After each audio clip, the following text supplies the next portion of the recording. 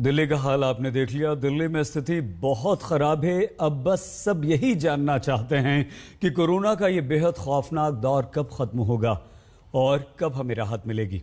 इस वक्त हमारे साथ अपोलो हॉस्पिटल के ग्रुप मेडिकल डायरेक्टर प्रोफेसर अनुपम सिब्बल जी मौजूद हैं। बहुत धन्यवाद सर आज तक के लिए समय निकालने के लिए आपका।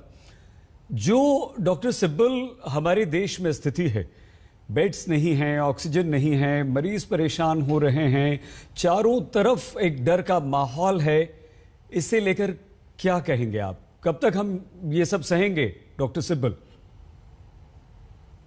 देखिए, आपने एक बहुत इंपॉर्टेंट मुद्दे को रेज किया है कि कोरोना कोविड-19 को लेके एक पैनिक सा फैल गया है पूरे देश में। तो सबसे पहले तो हमें एक चीज को रियलाइज करना है कि अधिकतर लोगों को कोरोना से SARS-CoV-2 वायरस से माइल्ड इन्फेक्शन होता है, थोड़ा सा फीवर होता है, गले में खराश होती है, कई बार सेंस ऑफ टेस्ट चला जाता है, सेंस ऑफ स्मेल चली जाती है, थकान महसूस होती है और कुछ ही दिनों में रिकवरी होती है।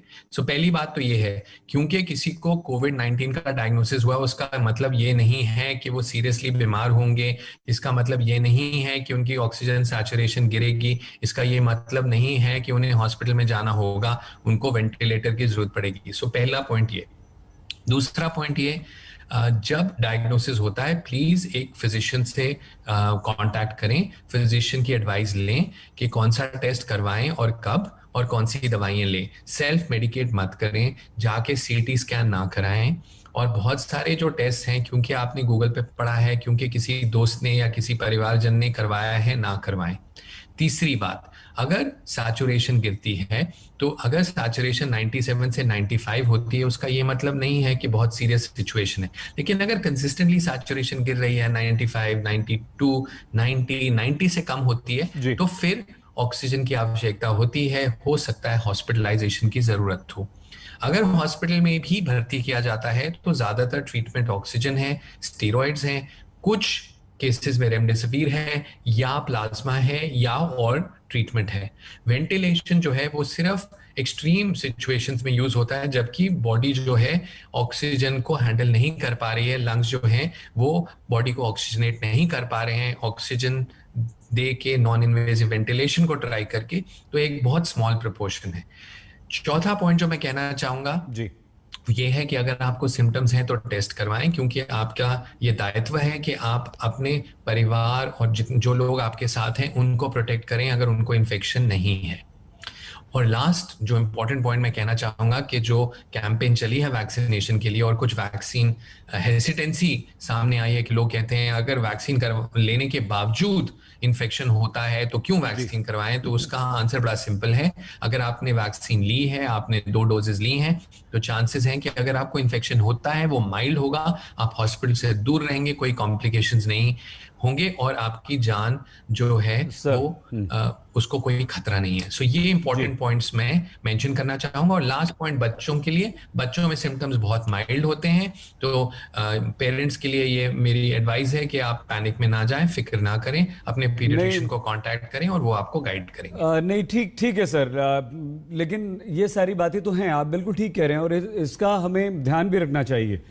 लेकिन सवाल सिर्फ ये है डॉक्टर साहब की समस्या बहुत गहराती जा रही है, बढ़ती जा रही है, लोग भटक रहे हैं, अब हॉस्पिटल्स ही नहीं मिल रहे, ऑक्सीजन नहीं मिल रही, तो क्या करें? आपको कोई उम्मीद नजर आती है जिस तरह की कोशिशें हमारे देश में हो रही हैं, कब तक कम से कम ऑक्सीजन हमें मिलने लगेगी, सभी को देश भर में मिलने लगेगी और बेड्स मिलने लगेंगे?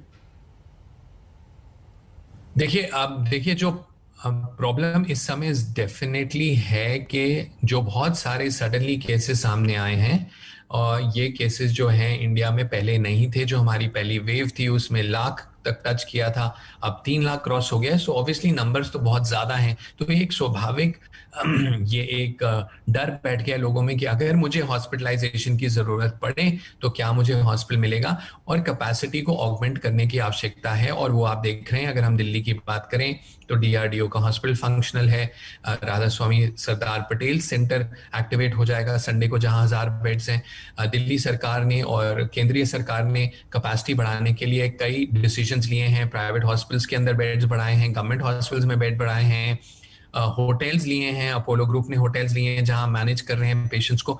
तो बहुत सारी चीजें हो रही हैं कैपेसिटी बढ़ाने के लिए, लेकिन बहुत जो सबसे इंपॉर्टेंट अहम बात यह है कि ज्यादातर ट्रीटमेंट घर में हो सकता है अंडर सुपरविजन। आप व्हाट्सएप कॉल करें, वीडियो कॉल करें, टेलीमेडिसिन करें, और बहुत सारी चीजें जो हैं वो घर में प्रोवाइड की जा सकती हैं।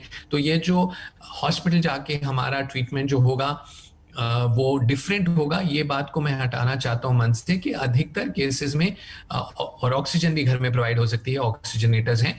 मैं मानता हूं कि ऑक्सीजन की दिक्कत है, पर आपने देखा पिछले 2-3 दिन में डिसीजंस लिए गए हैं ट्रांसपोर्ट के लिए, क्योंकि कंट्री में ऑक्सीजन की शॉर्टेज नहीं है, कुछ शहरों में शॉर्टेज है, जैसे दिल्ली में है, लखनऊ में। सो ट्रांसपोर्ट करने की जरूरत है ऑक्सीजन को, जहां पे ज्यादा प्रोडक्शन है वो हो रहा है। जब तबीयत ख़राब होती है सर, सीधे हम लोग हॉस्पिटल की तरफ देखते हैं और हॉस्पिटल का ये जवाब आ जाता है कि साहब ऑक्सीजन नहीं है, बेड नहीं है। कब ख़त्म होगी समस्या? कब इत्मीनान से डॉक्टर साहब इलाज हो पाएगा?